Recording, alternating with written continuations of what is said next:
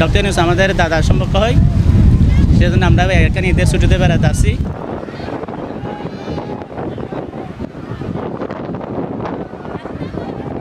আমাদের প্রধান উপদেষ্টা ডক্টর ইউনূসের বাড়ি থেকে, পাশের বাড়ি থেকে আর কি ডক্টর ইউনূস আমাদের দাদার সম্পর্ক হয়, সেজন্য আমরা এখানে ঈদের ছুটিতে বেড়াতে আসছি। অনেক ভালো লাগতেছে, কিন্তু হোটেলের যেভাবে দেখা যাচ্ছে সেগুলো হোটেলগুলো অনেক দাম, আবার খাবার টাবার অনেক দাম, সেগুলো মানে কি হিসাবের বাহিরে আর কি।